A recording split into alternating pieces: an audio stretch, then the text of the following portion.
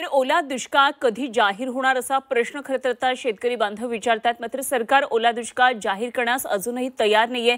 तेव्हा का ओला दुष्काळ जाहीर होत नाहीये अशा प्रकारचे प्रश्न उपस्थित होतात। मात्र ओला दुष्काळ म्हणजे नेमकं काय एकदा आपण पाहूया हे काय सगळे निकष आहेत ते। तर ओला दुष्काळ जाहीर करण्यासंदर्भात सरकारी दप्तरात कोणत्याही प्रकारची खरं तर नियमावली नाहीये। ओला दुष्काळ म्हणजे अतिवृष्टी किंवा सलग मुसळधार पावसामुळे शेतीचं प्रचंड नुकसान। यामध्ये पिकं पाण्याखाली जातात, पिकांची मुळं कुचतात, जमिनीच्या पोषणामधूनच ते धुवून निघतात आणि साठवण आणि घरं सुद्धा यामध्ये उद्ध्वस्त होतात। तर हा दुष्काळ पावसाच्या अतिरेकामुळे येतो। ओला दुष्काळ हा नेमका काय असतो ते आपण पाहतोय। तर पिकांचं नुकसान जवळपास 33% किंवा त्याहीपेक्षा अधिक झालेलं असतं। पावसाचं प्रमाण त्या तालुक्यामध्ये गावामध्ये 24 तासात किंवा अल्पावधीत खूप जास्त पाऊस झाला आहे का त्यावरून ठरतं। महसूल विभाग, कृषी विभाग व स्थानिक प्रशासन पंचनामे करून याबाबतचा अहवाल सादर करतात। शेती, शिवार, घरं, जनावरं, रस्ते, पाणीपुरवठा यावर सगळा झालेला परिणाम यामध्ये तपासला जातो। या अहवालाच्या आधारे जिल्हाधिकारी, विभागीय आयुक्त, राज्य सरकारकडून ओला दुष्काळ घोषित होतो।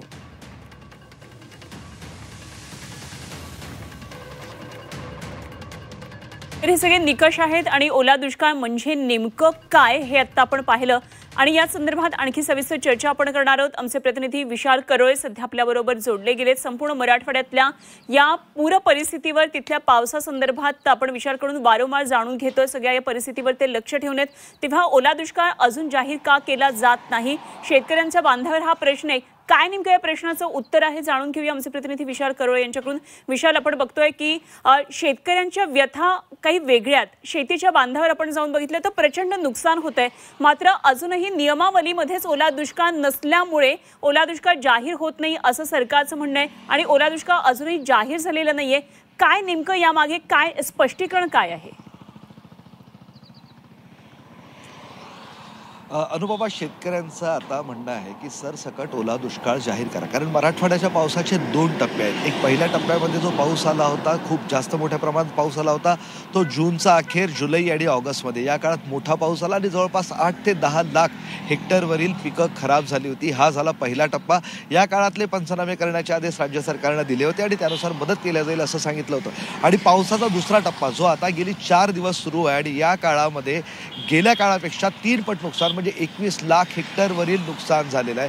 म्हणजे आतापर्यंत जर आपण या दोघांची गोळाबेरीज केली तर 21 लाख हेक्टरवरील पिकांचं नुकसान झालेलं आहे। पिकं वाहून गेलेली आहेत, झाडं उन्मळून पडलेले आहेत, बागा उन्मळून पडलेले आहेत आणि इतकं सगळं नुकसान असल्यावरही ओला दुष्काळ का जाहीर केला जात नाही असा प्रश्न आता बळीराजाला पडलाय। खरं तर ओला दुष्काळ जाहीर करण्याचे निकष तुम्ही सांगितले, त्यात एक महत्त्वाचा निकष असा आहे अनुपमा की 65 मिलीमीटर म्हणजे आपण अतिवृष्टी म्हणतो, त्याच्यापेक्षा जर जास्त पाऊस झाला तर ती अतिवृष्टी म्हणून नोंद करण्यात येते आणि या पावसामुळे जर 33% जास्त नुकसान झालं तर मग ओला दुष्काळाचं ट्रिगर लागतंय असं प्रशासनाकडनं सांगण्यात येतं। आता मराठवाड्यात गेल्या 3 दिवसाचा जर पाऊस आपण बघितला तर पहिल्या दिवशी 55 मंडळात अतिवृष्टी झाली होती, दुसऱ्या दिवशी 75 मंडळात अतिवृष्टी झाली होती आणि तिसऱ्या दिवशी 150 पेक्षा जास्त मंडळात अतिवृष्टी झाली होती। म्हणजे अतिवृष्टीचा निकष इथं बसतो, तिथं 33% नाही तर 50 ते 60% जास्त नुकसान झालेलं आहे। त्यामुळं नुकसानीच्या बाबतीतही हा निकष बसतो।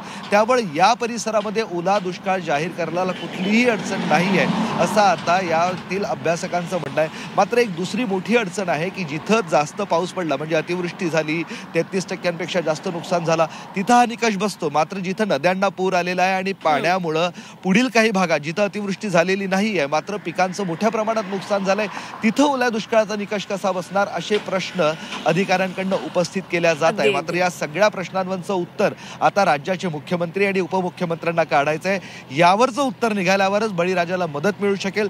तुर्तास ओला दुष्काळ जाहीर केला तर कर्जमाफी मिळू शकते, सोबतच सरसकट मदत मिळू शकते। या सगळ्या गोष्टींचा शेतकऱ्यांना फायदा होऊ शकतो आणि जे नुकसान झालंय त्यातून मोठ्या प्रमाणात मदत मिळू शकते।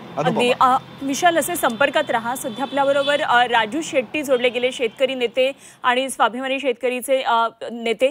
राजूजी, आत्ता आपण बघितलं आमचे प्रतिनिधी विशाल करोळे आपल्याबरोबर होते। मराठवाड्यातल्या सगळ्या पूरस्थितीवर ते लक्ष ठेवून आहेत आणि ओला दुष्काळ जाहीर का होत नाही, शेतकरी मागणी करता आहेत या संदर्भात? काय नेमकं या संदर्भात स्पष्टीकरण आहे? सरकारकडून अजूनही ओला दुष्काळ जाहीर झालेला नाहीये, असे खरं तर बरेच प्रश्न या निमित्तानं उपस्थित झालेत. आपण काय सांगाल यावर? ओला दुष्काळ का सरकार जाहीर करत नसावा आणि हे नियमावलीमध्ये हा शब्दच नाहीये का? स्वतः मुख्यमंत्री सांगतायत की राज्यामध्ये सरासरीपेक्षा 110% पाऊस जास्त पडलेला आहे. सरासरीपेक्षा 110% पाऊस जास्त पडलाय हे जर स्वतः मुख्यमंत्र्यांचं म्हणणं असेल तर याच्यापेक्षा वेगळा पुरावा काय पाहिजे आता? त्यामुळे तातडीनं राज्य सरकारनं ओला दुष्काळ जाहीर केला पाहिजे. परंतु सरकार चालढकल करायला लागलंय. सरकारचीच आकडेवारी आहे 18 लाख हेक्टर क्षेत्र बाधित झालेलं आहे. अर्थात हा गेल्या आठवड्यातला आकडा आहे. परत त्याच्यामध्ये वारंवार भर पडते आहे, कारण तर अजून अतिवृष्टी थांबलेली नाही आहे. म्हणजे हा वाढत वाढत 25 लाख हेक्टरच्या पुढे जाईल. म्हणजे राज्यातल्या एकूण पिकाखालच्या क्षेत्राच्या कितीतरी निम्म्यापेक्षा अधिक क्षेत्र जर का बाधित असेल आणि पण याच्यापेक्षा काय पुरावा पाहिजे यांना दुष्काळ जाहीर करण्यासाठी? तोही ओला दुष्काळ. आणि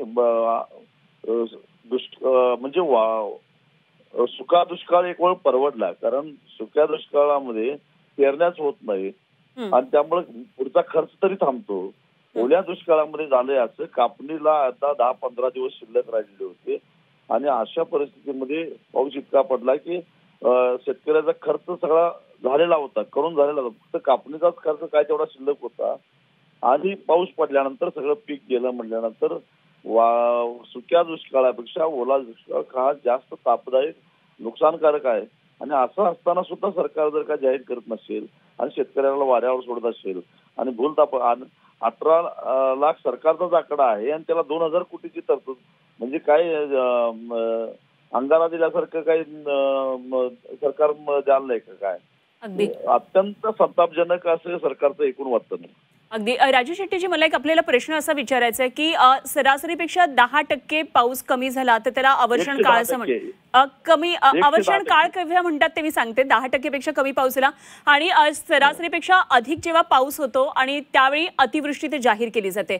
खरं तर हा सगळा जो भाग आहे मराठवाड्याचा, हा अवर्षण सगळा भाग आहे. या ठिकाणी दुष्काळी भाग म्हणून खरं तर हा आपण ओळखतो मराठवाड्यातला भाग.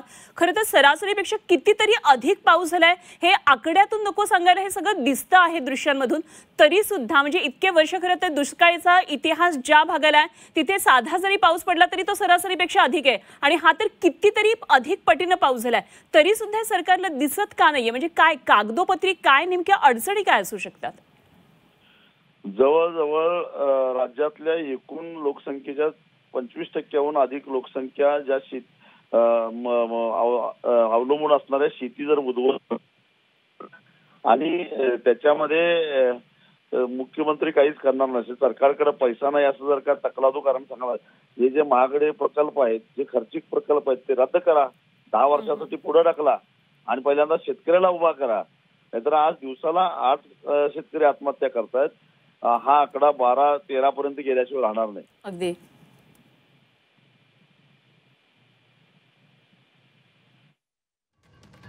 राजू शेट्टी स्वाभिमानी शेतकरी संघटनेचे नेते आपल्या बरोबर होते. शेतकरी नेते म्हणून त्यांची ओळख येते आणि शेतकऱ्यांची खरी व्यथा काय आहे ते त्यांनी अगदी पाहिलेलं आहे. रस्त्यावर त्यांनी आंदोलनं केलेली आहेत आणि ते आपल्याबरोबर आता चर्चा करत होते.